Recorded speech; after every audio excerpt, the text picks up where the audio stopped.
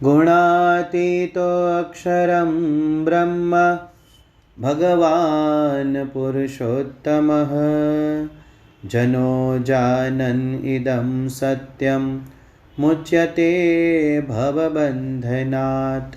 श्री स्वामिनारायण भगवाननी जय। अक्षर पुरुषोत्तम महाराजनी जय। गुणातीतानंद स्वामी महाराजनी जय। भगत जी महाराजनी जय। शास्त्री जी महाराजनी जय। योगी जी महाराजनी जय। प्रमुख स्वामी महाराजनी जय। महंत स्वामी महाराजनी जय। सूरत अक्षरधाम महोत्सवनी जय। कार्यकर सुवर्ण महोत्सवनी जय। स्वामीनी वातो प्रकरण 2 94मी વાત। સ્વામિનારાયણ હરે સ્વામિનારાયણ હરે। મૂળ અક્ષર બ્રહ્મ ગુણાતીતાનંદ સ્વામીએ વાત કરી જે કલ્યાણનો ખપ કેવો રાખ્યો જોઈએ। જે 69 કાળમાં ભીમનાથમાં રાંકા માગવા આવતા ને કરગરતા ને તેને ધક્કા મારે પણ જાય નહીં એવો ખપ રાખવો। એવી રીતે મૂળ અક્ષર બ્રહ્મ ગુણાતીતાનંદ સ્વામીની બીજા પ્રકરણની 94મી વાત તે થઈ। મૂળ અક્ષર બ્રહ્મ ગુણાતીતાનંદ સ્વામી આ વાતમાં સત્સંગમાં કેવી રીતે રહેવું જોઈએ તેની રીત આપણને સમજાવે છે। કોઈ વસ્તુ પ્રાપ્ત કરવી અઘરી છે, પણ તે પ્રાપ્ત થયા પછી તેને સાચવવી તેથી અઘરી છે। To maintain is more difficult than to attain. Crore રૂપિયા કમાવા અઘરા છે, પણ છેક સુધી તેટલા ને તેટલા સાચવી રાખવા તે કમાવા કરતાંય અઘરા છે। જેમ કે બંગલો બાંધવો અઘરો છે, પણ તે બાંધ્યા પછી તેવો ને તેવો જ સાચવીને જાળવી રાખવો તે બાંધવા કરતાંય વધારે અઘરું છે। તેવી રીતે સત્સંગ મળવો દુર્લભ છે, પણ એ સત્સંગને दिन प्रतिदिन जाळवी राखवो ए अति दुर्लभ छे। श्रीजी महाराज वचनामृत गढ़ा अंत्य बीजामां कहे छे के सर्वे साधनना फळरूप आ सत्संग छे। ब्रह्मादिकने पण दुर्लभ एवो जे आ सत्संग छे, पण ते प्राप्त थया पछी तेने टकावी राखवो ते तेथी अघरू छे। सत्संग मळ्या पछी तेने मूकी दीधाना दाखला सत्संगमां जोवा मळे छे। ते भूल આપણા જીવનમાં ન થાય તેનું માર્ગદર્શન મૂળ અક્ષર બ્રહ્મ ગુણાતીતાનંદ સ્વામી આપણને આ વાતથી સમજાવે છે। જગતગુરુ શંકરાચાર્યજીએ વિવેક ચૂડામણીમાં લખ્યું છે, દુર્લભમ ત્રયમે વૈતદ દેવાનુગ્રહ હેતુકમ મનુષ્યત્વમ મુમુક્ષુત્વમ મહાપુરુષ સંશ્રય। દુનિયામાં 3 વસ્તુ પૈસા આપવા છતાંય ન મળે તેવી દુર્લભ છે। તે 3 વસ્તુ કેવળ ભગવાનની કૃપાથી મળે છે, તેમાં એક સત્સંગ ગણાવ્યો છે। આમ તે મળવો અઘરો છે, પણ મળ્યા પછી જાળવવો તેથી અઘરો છે। અલૈયા ખાચરને સત્સંગનો યોગ થયેલો છતાં ગુમાવી બેઠા। મછિયાવના ફૈબાને સત્સંગ મળેલો પણ ગુમાવી દીધો। એટલે ગુણાતીતાનંદ સ્વામી કહે છે કે જો ખપ હોય તો સત્સંગમાં ગમે તેવું દુઃખ આવે પણ સત્સંગ મુકાય નહીં, માટે ખપ રાખવો। તેમાં ભીમનાથના રાંકાની વાત કરી। તે સમયે દુષ્કાળમાં ભીમનાથમાં સદાવ્રત ચાલતું, એટલે ભૂખ્યા લોકો ત્યાં લાઈનમાં સદાવ્રત લેવા ઊભા રહેતા। ધક્કામુક્કી થાય ત્યારે સદાવ્રત આપનારો અકળાઈ જાય અને બધાને ધક્કો મારે, એટલે એ બધા નીચે ખાબકે નીલકા નદીમાં જઈને પડે, તોય પાછા ઊભા થઈને લાઈનમાં જોડાઈ જાય। કારણ કે એમને ખબર હતી કે ડંકો થૂલું અહીં જ મળવાનું છે, બીજે ક્યાંય મળશે નહીં। એમ આપણને આવો કલ્યાણનો ખપ હોય તો સત્સંગ છોડીને જવાય નહીં। ખપવાળાને કદી ખોટું ન લાગે, અપમાન ન લાગે। મગનીરામ બહુ મોટો સિદ્ધ હતો। એ શ્રીજી મહારાજ પાસે પોતાની સિદ્ધાઈ બતાવવા આવ્યો, પણ તેનું કાંઈ ચાલ્યું નહીં। તેથી તેને મહારાજનો મહિમા સમજાયો। તેણે મહારાજ પાસે સાધુ થવાની વાત કરી। ત્યારે શ્રીજી મહારાજે શું કહ્યું જાણો છો? શ્રીજી મહારાજે કહ્યું, તમારી દાઢી, જટા, મૂછ મુંડાવી રસ્તામાં નાખો, તેના પરથી સાધુ હરિભક્તો પસાર થાય. જો તે તમને કબૂલ હોય તો બોલો. હવે સિદ્ધને તો જતા દાઢી પ્રિય હોય કે નહીં, અને પાછું એના પર લોકો ચાલે, તે તો કેમ સહન થાય? પણ મગનીરામને સમજાઈ ગયેલું કે કલ્યાણ શ્રીજી મહારાજ પાસે જ છે. તેથી તેમણે તેમ કરવા હા પાડી. સંતોના જોડાની ગાંસડી માથે લઈ ફર્યા અને પછી સાધુ બન્યા. શ્રીજી મહારાજે અદ્વૈતાનંદ નામ પાડ્યું. આવો ખપ હોય તો વાંધો ન આવે. એકવાર એક ગુરુ પાસે શિષ્ય આવ્યો. એટલે ગુરુએ કહ્યું, મારી પાસે તને ખવડાવવા માટે કંઈ નથી. શિષ્ય કે, હું ધોવરામણ પીને રહીશ, પણ મને જ્ઞાન આપો. એમ કહીને રોકાઈ ગયો. થોડો સમય થયો એટલે બીજો શિષ્ય આવ્યો. એણે તો ત્યાં સુધી કહ્યું કે સાફ કરતાં વધેલા ચોખા ખાઈને પણ રહેવાની તૈયારી છે. થોડો સમય ગયો એટલે ત્રીજો આવ્યો.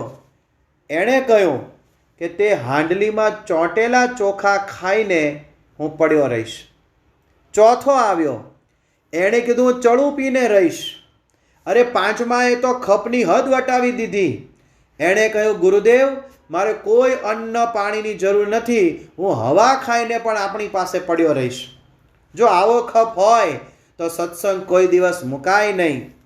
શ્રી હરિલીલામૃત ગ્રંથમાં લખાયું છે, જ્યાં ખાસડા સંત તણા પડે છે, ત્યાં બેસવા માર્ગ જો જડે છે.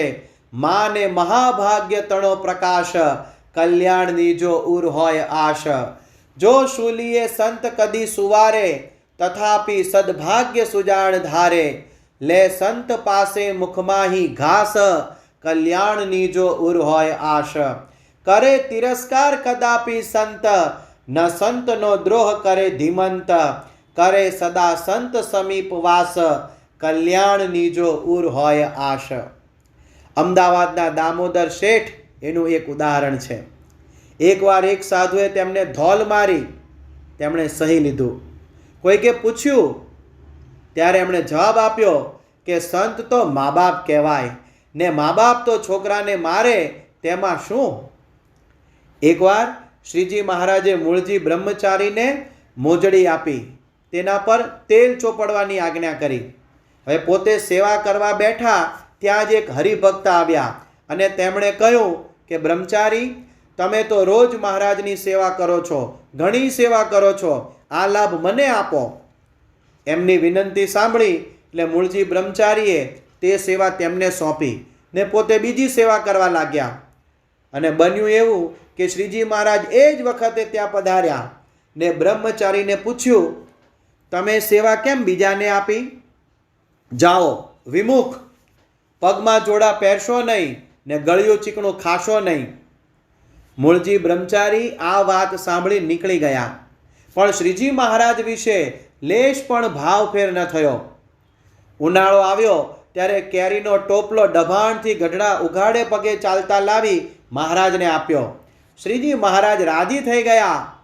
જો ખપ હતો તો મૂળજી બ્રહ્મચારીને વાંધો ન આવ્યો. 500 પરમહંસો ખપવાળા હતા તો સત્સંગમાં પાર પડી ગયા.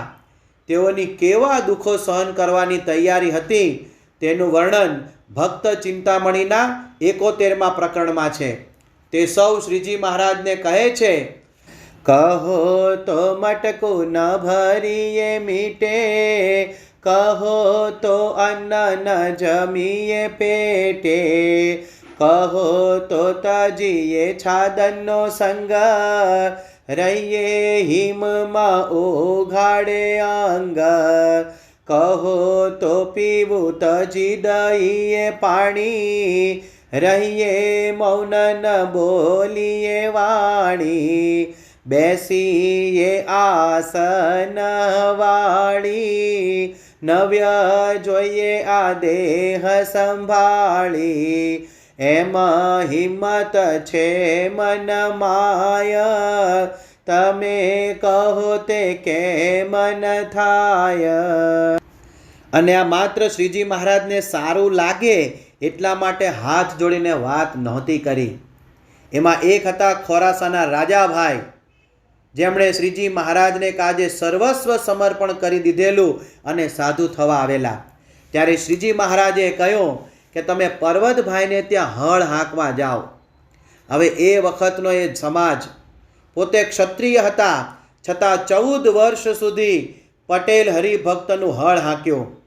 એ દરમિયાન શ્રીજી મહારાજે તેમના કોઈ પણ પ્રકારના ખબર અંતર પૂછાવેલા નહીં, છતાં તેમણે શ્રીજી મહારાજમાં શંકા ન થઈ અને અંતે શ્રીજી મહારાજ રાજી થઈ ગયા અને તેમણે દીક્ષા આપી અક્ષરાનંદ સ્વામી નામ પાડ્યું અને સીધા જ વરતાલ મંદિરના મહંત બનાવ્યા. જો ખપ હોય તો સાધનામાં આળસ ન રહે. ભગતજી મહારાજ 4 વર્ષ સૂતા જ નહોતા. 2 દિવસ નિર્જળા ઉપવાસ ને ત્રીજે દિવસ એક સમયે જ જમતા. શ્રીજી મહારાજના પરમહંસો 114 પ્રકરણમાંથી પસાર થયા પણ કદી પાછા ન પડ્યા. પુરુષોત્તમ પ્રકાશમાં એક વાત છે કે નથી એવું કઠણ કંઈ કામ રે, તમે કહો ને ન થાય ઘનશ્યામ રે, જે જે કહો તે અમે કરીએ રે, સર્વે વચન શીશ પર ધરીએ રે. ખપવાળાને નિયમ પાળવા કઠણ ન પડે. શ્રીજી મહારાજ જુદા જુદા પ્રકરણો ફેરવતા ત્યારે સદગુરુ મુક્તાનંદ સ્વામીએ લીમડો વાટીને પીવાનું શરૂ કર્યું. એટલે કોઈકે પૂછ્યું, સ્વામી કેમ? ત્યારે સદગુરુ મુક્તાનંદ સ્વામી બોલ્યા કે આનાથી અઘરું પ્રકરણ તો નહીં આવે ને. તેઓની આ પૂર્વ તૈયારી હતી. શ્રીજી મહારાજ વચનામૃત ગઢડા અંત્ય 27માં કહે છે, જે હરિભક્તને ભગવાનની ભક્તિનો ખપ હોય તથા સંત સમાગમનો ખપ હોય, તે તો ગમે તેવો પોતાનો સ્વભાવ હોય તો તેને ટાળીને જેમ તે સંત કહે ને તેની મરજી હોય તેમ વર્તે, અને તે સ્વભાવ તો એવો જ હોય જે ચૈતન્ય સાથે જડાઈ ગયો હોય તો પણ તેને સત્સંગના ખપવાળો ટાળી નાખે. હોથિયો પટગર ગાડાને ભટકાયા તો ગાડાને ભટકું ભરી લીધેલું ને તેમાં પોતાના 2 દાંત પડી ગયેલા, આવા ક્રોધી હતા. પણ પરમહંસ બન્યા પછી ગામડે જાય ત્યારે લોકો છાણ વાસીદું નાખી પથરા મારી ગાળો બોલી અપમાન કરતા, તોય તેઓ કોઈનો પ્રતિકાર કરતા નહીં. કોઈ પૂછતું ત્યારે કહેતા, હોથિયો મરી ગયો, હવે હું નિર્માનાનંદ બન્યો છું. ખપ હતો તો જીવ સાથે જડાયેલો સ્વભાવ ટાળી નાખ્યો. ગુણાતીતાનંદ સ્વામીના સમયમાં અમદાવાદના પીતાંબર અત્યંત રંગીલા હતા. સારા કપડાં પહેરે, અત્તર છાંટે, રોજના 25 પાન ખાય. એ ગુણાતીતાનંદ સ્વામીના સમાગમથી બ્રાહ્મી સ્થિતિ પ્રાપ્ત કરવાની બળવાન ઈચ્છા થઈ. ત્યારે ગુણાતીતાનંદ સ્વામીએ તેમને કહ્યું, તારો આ વેશ્યાના જેવો વેશ ને રજોગુણની મૂર્તિ છે, તે સમાગમ શી રીતે કરશો? ખપ હતો તો બધું મૂકી દીધું ને સમાગમ કર્યો, સાધુ થયા અને વિજ્ઞાનદાસ નામ પડ્યું. રજો તમોના ગુણ જો જણાય, તે ટાળવા સંત કરે પ્રયાસ, તે તર્ત છોડે ન પડે પ્રયાસ, કલ્યાણની જો ઉર હોય આશ. ક્વચિત પૃથ્વી શય્યાહ, ક્વચિદપી ચ પર્યંક શયનમ, ક્વચિત છાકાહારઃ, ક્વચિદપી ચ શાલ્યોદન રુચિઃ, ક્વચિત કંથાધારી, ક્વચિદપી ચ દિવ્યાંબર ધરો, મનસ્વી કાર્યાર્થી ન ગણયતિ, દુઃખમ ન ચ સુખમ. કોઈ વાર જમીન પર તો કોઈ વાર પલંગમાં સૂવાનું મળે, કોઈ વાર શાક તો કોઈ વાર સુંદર ભાત ખાવાના મળે, કોઈ વાર ફાટેલી કંથા એટલે કે ગોદડી તો કોઈ વાર દિવ્ય વસ્ત્રો પહેરવાના મળે. પણ પોતાનું કાર્ય સિદ્ધ કરવા માંડેલો પુરુષ સુખ કે દુઃખને ગણતો નથી. જો ખપ હોય તો પ્રલોભનોમાં પણ ન ફસાય.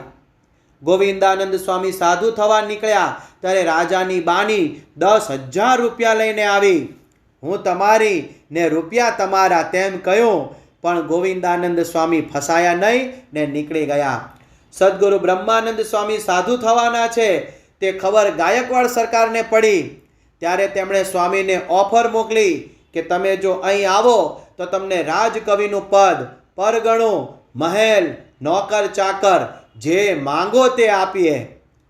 આ જાણીને બ્રહ્માનંદ સ્વામીએ પાછું લખી મોકલ્યું, मैं ढाढ़ी महाराज को हाजर हुकम हजूर, गायो जश गोविंद को पायो धन भरपूर. તેઓ ન લોભાયા ને પરમહંસ બની ગયા. આપણે પણ સત્સંગ કરીએ ત્યારે ફિલ્મ, ટીવી, હોટલ વગેરે પ્રલોભનો આવે છે. જો ખપ હોય તો તે ઠુકરાવી દેવાય. સર્વ નિવાસાનંદ સ્વામીએ ગોપાળાનંદ સ્વામી પાસેથી ગઢડા પ્રથમ પ્રકરણનું 20મું વચનામૃત સાંભળ્યું ને ચોટ લાગી ગઈ. ગોપાળાનંદ સ્વામીનો સમાગમ કરવાનું નક્કી કર્યું. વડતાલ જવા તૈયાર થયા. ત્યારે અમદાવાદના આચાર્ય મહારાજ કહે, તમને અમદાવાદ મંદિરના મહંત બનાવું, ચરણારવિંદની જોડ આપું, સેવકો રથ આપું, પણ અમદાવાદ છોડીને ન જાઓ. તેઓ પ્રલોભનોમાં ન ફસાયા અને ગોપાળાનંદ સ્વામી પાસે રહી બ્રાહ્મી સ્થિતિ પ્રાપ્ત કરી. સાચા ખપવાળાને કોઈ વિઘ્ન ન આવે. સંત સ્વામી ઘણીવાર વાત કરતા, જેને મોક્ષનો ખપ હોય તેને સત્સંગમાં કોઈ પ્રશ્ન જ ન નડે, પણ આવા ખપવાળા ઝાઝા ન હોય. સદગુરુ નિષ્કુળાનંદ સ્વામીએ ગાયું, ખોળી ખોળીને ખોળ્યું ખરા ખપવાળાની ખોટ રે, જેને ન જોઈએ જાળવ્યા સુણી સમજે સીધું સોટ રે. આવો ખપ કેવી રીતે જાગે? જો મહિમા સમજાય તો. શ્રીજી મહારાજે ગરડા મધ્યના 16મા વચનામૃતમાં કહ્યું, જો ભગવાનનું મહાત્મ્ય જણાય તો સહજ સ્વભાવે જ ભગવાનમાં તથા કથા કીર્તનાદિકમાં શ્રદ્ધા વૃદ્ધિ પામે છે. તો વળી વચનામૃત લોયા 17માં કહ્યું, એવા ભગવાનના સંત હોય તેને આગળ માન કેમ રહે? જો સંતની મોટાઈ જાણી હોય તો તે સંત ગમે એવો તિરસ્કાર કરે તો પણ ધોખો થાય નહીં, અને જેટલો લે એટલો પોતાનો અવગુણ લે, પણ સંતનો અવગુણ કોઈ રીતે લે જ નહીં. પર્વતભાઈ ગઢડા સમાગમ કરવા ગયા. 7 દિવસ સુધી કોઈએ જમવાનું પૂછ્યું નહીં, તોય ડગ્યા નહીં, કારણ કે શ્રીજી મહારાજનો મહિમા સમજાયેલો. પ્રમુખ સ્વામી મહારાજ વારંવાર કહેતા કે વડાપ્રધાનની સભામાં કોઈ બોલાવે નહીં, પાણીનોય કોઈ ભાવ ન પૂછે, આગળ બેસવા ન મળે તોય ધોખો થાય નહીં, કારણ કે તેની મોટાઈ સમજાય છે. તેમ સત્સંગનો મહિમા સમજાય તો પ્રશ્ન ન આવે, ખોટું ન લાગે. સદગુરુ મુક્તાનંદ સ્વામીએ કહ્યું, શૂળી ઉપર શયન કરાવે તોય સાધુને સંગે રહીએ રે. શિવલાલ શેઠને સોપારી ખાવા બદલ આત્માનંદ સ્વામીએ ભર સભામાં ટોક્યા કે સભામાં હાડકું કોણ ચાવે છે? તો એમને ખોટું ન લાગ્યું, ઊભા થઈને થૂકી આવ્યા ને સોપારી ન ખાવાનો નિયમ લઈ લીધો. આચાર્ય રઘુવીરજી મહારાજને ગુણાતીતાનંદ સ્વામીનો મહિમા સમજાયો તો તીર્થવાસી થઈ જુનાગઢ રહ્યા. શ્રી કૃષ્ણ ભક્તિનો મહિમા સમજાઈ ગયો તો શાહજહાંની પુત્રી આઝ રાજમહેલ છોડીને નીકળી ગઈ અને પોતે બોલી, સુનિયો સુજાની મેરે દિલ કી કહાની, તેરે હાથ મેં બિકાની બદનામી भी सहूंगी मैं, देव पूजा ठानी तजी कलमा कुरानी, मैं निमाज हूँ भोलानी, तेरे गुण ही ग्रहूंगी मैं. श्यामला सलूना शीर ताज शीर कलाधर, तेरे नेह दाग में निहाल हो रहूंगी मैं, नंद के कुमार कुर्बान तेरे शरणों में, હું તો મુગલાની હિંદવાની હો રહુંગી મેં, હું તો મુગલાની હિંદવાની હો રહુંગી મેં. દુનિયામાં બધાને પૈસાનો મહિમા છે તો તે મેળવવા ઉપરી અધિકારીના લોકો તિરસ્કાર સહન કરી લે છે. ઘણાને સ્ત્રીનો મહિમા હોય છે તો ત્યાં પણ અપમાન થાય તો ખોટું નથી લાગતું. સદગુરુ દેવાનંદ સ્વામીએ તમામ ગૃહસ્થોને ચાપખો મારતા કહ્યું છે કે નારી આગળ નિર્લજ થઈને બીતો બીતો બોલે, હડક લાવે, હસી બોલાવે, કરે તરણને તોલે. આટલું અપમાન વેઠીને પણ તેને ન મૂકે. તેમ સત્સંગનો મહિમા સમજાય તો ખપ રહે. આવશ્યકતા જરૂરિયાત મનાય તો ખપ રહે. આપણને કોઈ રોગ થયો હોય અને તેની દવા જે દુકાને મળતી હોય અને તે દુકાનદાર તિરસ્કાર કરે, ત્યાં તકલીફ પડે તોય તે દુકાન ન છોડીએ. કેરોસીન રેશનિંગની લાઇનમાં લોકો સવારના 4 વાગ્યાના ઊભા રહી જાય, દુકાનદાર ધમકાવે તોય ન ખસે. તેમ કલ્યાણની જરૂરિયાત હોય તો ખપ જાગે.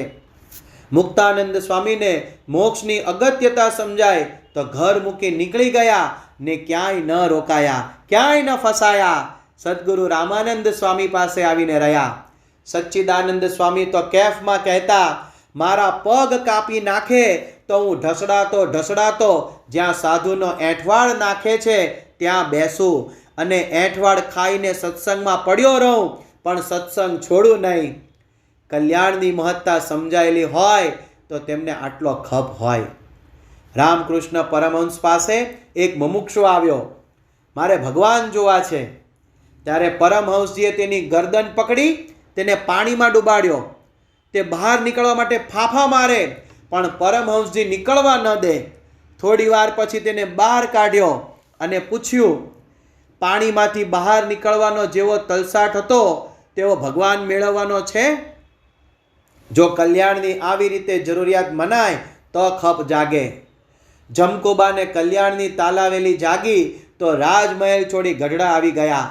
રસ્તામાં મરેલા ઊંટના હાડ પિંજરમાં ભરાઈને રહેવું પડ્યું તોય પાછા ન પડ્યા. પોતે રાણી હતા છતાં ગઢપુરમાં છાણ વાસીદું વાળવાની સેવા સોંપાય તોય ખોટું ન લાગ્યું.